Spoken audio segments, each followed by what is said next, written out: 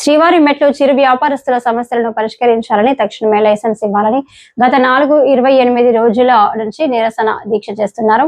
ఆ సమస్యను పరిష్కరించాలని ఈ రోజు తిరుమల తిరుపతి పరిపాలనా భవనం ఎదురుగా ధర్నా నిర్వహించడం జరిగింది. ఈ ధర్నాను ఉద్దేశించి సిఐటియు రాష్ట్ర కమిటీ సభ్యులు జి బాలసుబ్రహ్మణ్యం, జిల్లా అధ్యక్షులు ప్రధాన కార్యదర్శి ఎస్ జయచంద్ర, టి సుబ్రహ్మణ్యం మాట్లాడుతూ శ్రీవారి మెట్లు చిరు వ్యాపారస్తులు లైసెన్స్ ఇవ్వాలని గత 428 రోజుల నుంచి నిరసన దీక్ష చేస్తున్న ప్రభుత్వం టిటిడి పాలక మండలి పట్టించుకోవడం లేదు. అనేక సార్లు అధికారుల చుట్టూ వినతులు చేసినా ఏ మాత్రం పట్టించుకోకుండా పెడుతున్నారు.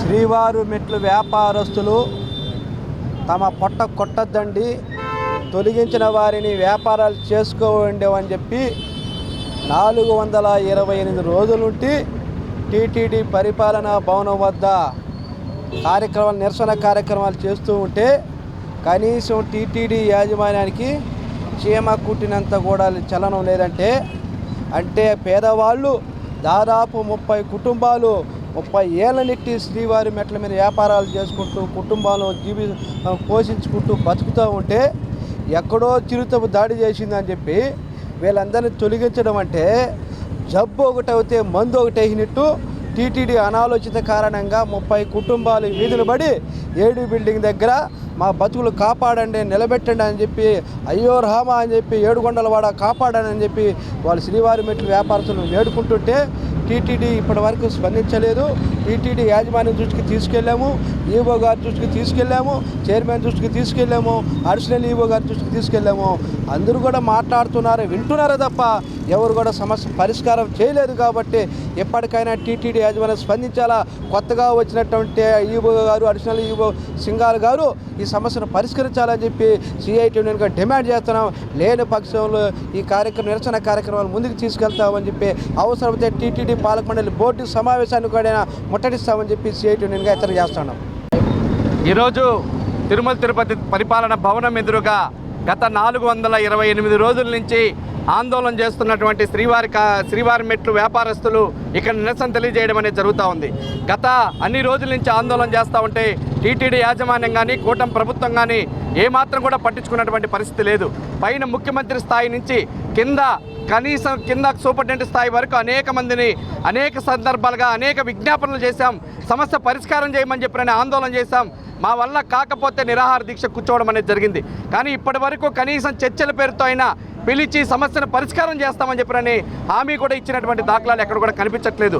కాబట్టి వీళ్ళు అడుగుతున్నటువంటి న్యాయమైన డిమాండ్ లైసెన్సులు ఇవ్వాలి అని చెప్పిననేది గత 25 సంవత్సరాల నుంచి అదే ప్రాంతంలో శ్రీవారి మెట్లు వ్యాపారస్తులు అమ్ముకుంటున్నారు. బొరుగులు కానీ, నీళ్లు కానీ, టెంకాయలు కానీ ఇట్లాంటి అనేక రకాలైనటువంటి అమ్ముకుంటా ఉంటే కనీసం వాళ్ళకి ఇచ్చినటువంటి హామీని కూడా ఈరోజు అమలు చేస్తున్నటువంటి పరిస్థితి కనిపించట్లేదు. కాబట్టి లైసెన్సులు తక్షణమే పునరుద్ధరించాల్సినటువంటి అవసరం ఉందని చెప్పని ఈ సందర్భంగా సిఐటియు దగ్గర డిమాండ్ చేస్తూ ఉన్నాం. ఎక్కడో చిరుతప్పులి పాపను అలిపిరి దగ్గర పాదాల మెట్ల దగ్గర తినేసిందని చెప్పిన కారణంతో ఆ అలిపిరి దగ్గర తినేసిన చోటేమో షాపులు వెలిసాయి. శ్రీవారి మెట్లు వ్యాపారస్తులు అక్కడి నుంచి దించేసి ఇప్పటివరకు అక్కడ షాపులు లేకపోవడం అనేది చాలా బాధాకరమైనటువంటి విషయం. కాబట్టి తక్షణమే దాన్ని స్పందించాల్సినటువంటి అవసరం ఉంది. స్పందించకుండా పోతే రేపు జరగబోతున్నటువంటి పాలక మండలిని ముట్టడి చేస్తామని చెప్పి ఈ సందర్భంగా హెచ్చరిక చేస్తూ ఉన్నాం.